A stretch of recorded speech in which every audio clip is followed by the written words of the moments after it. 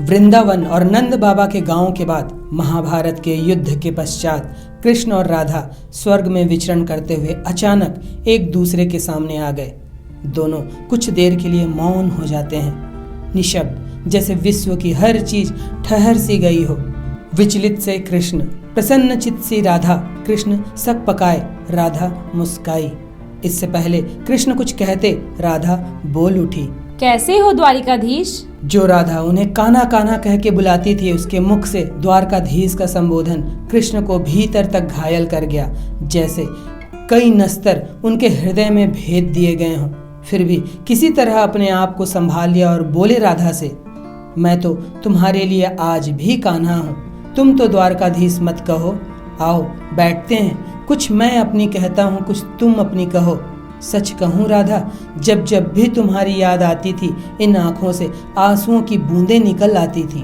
बोली राधा, मेरे साथ ऐसा कुछ नहीं हुआ, ना तुम्हारी याद आई ना कोई आंसू बहा, क्योंकि हम तुम्हें कभी भूले ही कहाँ थे। जो तुम याद आते, इन आँखों में सदा तुम रहते थे, कहीं आंसुओं के साथ निकल न जाओ, इसलिए रोती भी नहीं थी। प्रेम के अलग होने पर तुमने क्या खोया, इसका एक आईना दिखाऊं आपको? कभी सोचा इस तरक्की में कितने पिछड़ गए? यमुना के मीठे पानी से जिंदगी शुरू की और समुद्र के खारे पानी तक पहुंच गए। एक उंगली पर चलने वाले सुदर्शन चक्र पर भरोसा कर लिया और 10 उंगलियों पर चलने वाली बांसुरी को भूल गए।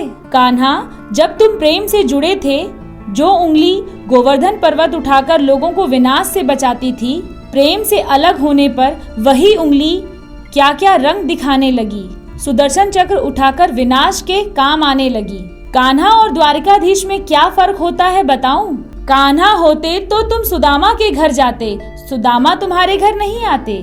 युद्ध में और प्रेम में यही फर्क होता है। युद्ध में आप मिटाकर जीतते हैं और प्रेम में आप मिटकर जीतते हैं। कान्हा, प्रेम में डूबा हुआ आदमी दुखी तो रह सकता है, पर किसी को दुख नहीं देता।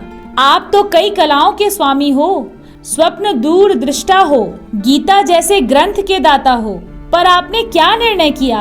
अपनी पूरी सेना कौरवों को सौंप दी और अपने आप को पांडवों के साथ कर लिया। सेना तो आपकी प्रजा थी, राजा तो पालक होता है, उसका रक्षक होता है। आप जैसा महाज्ञानी उस रथ को चला रहा था जिस पर बैठा अर्जुन आपकी प्रजा को ही मार रहा था। अपनी प्रजा को मरते देख आप में करुणा नहीं जागी, क्योंकि आप प्रेम से शून्य हो चुके थे। आज भी धरती पर जाकर देखो, अपनी द्वारिकाधीश वाली छवि को ढूंढते रह जाओगे। हर घर, हर मंदिर में मेरे साथ ही खड़े नजर आओगे। आज भी मैं मानती हूँ, लोग गीता के ज्ञान की बातें करते हैं, उनके महत्व की बातें करते हैं, मगर धरती के लोग युद्ध वाले द्वारिकाधीश पर नहीं, प्रेम वाले कान्हा पर भरोसा करते हैं। गीता में मेरा दूर दूर तक नाम नहीं है, पर आज भी लोग उसके समापन पर राधे राधे कहते हैं। राधा का समर्पण दुनिया भर में नारी के प्रेम और शक्ति की आत्यंतिक ऊंचाई है, यही कहना ज्यादा उचित होगा। कोई शक्ति और स्वयं भगवान भी उससे ऊपर नहीं, उसके अधीन है। प्रेम से ज्यादा शक्तिशाली कुछ नहीं है। प्रेम भक्ति और समर्पण करने की नहीं, जीने की चीज है, पीने की चीज है, रक्त और श्वास में शामिल करने की चीज है। प्रेम अंतःकरण से उपजी भावनाओं का भाव है, जो मनुष्य को मनुष्य होने का एहसास कराती है। प्रेम के अपने कुछ मूल्य और निहितार्थ होते हैं। प्रेम की एक कसौटी होती है। प्रेम समर्पण की पूर्ण चाह रखता है और बिना पूर्ण समर्पण और निष्ठा के प्रेम की सफलता संदेहास्पद होती है। युद्ध में सब कुछ जायज मानने वाले लोगों को यह समझना होगा कि युद्ध द्वारा सभी समस्याओं का हल नहीं हो सकता।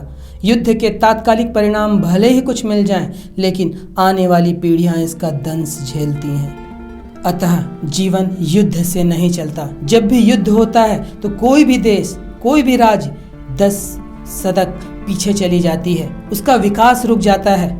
और वहीं प्रेम आध्यात्मिक ऊंचाई के साथ हर ऊंचाई को आपको उपलब्ध कराता है। प्रेम की शक्ति में आप जीवन के उत्तरार्ध गति को प्राप्त करते हैं, जीवन के उत्कर्ष को पाते हैं। विश्व के सभी बड़े दार्शनिकों ने, विश्व के सभी महान लोगों ने प्रेम की शक्ति का इतना बखान किया है और यही कारण है कि कृष्ण के साथ राधा ही नजर आते हैं। अकेले कृष्ण की कोई औचित्य ही नहीं होते, अकेले कृष्ण की पूजा भी शायद कोई नहीं करता।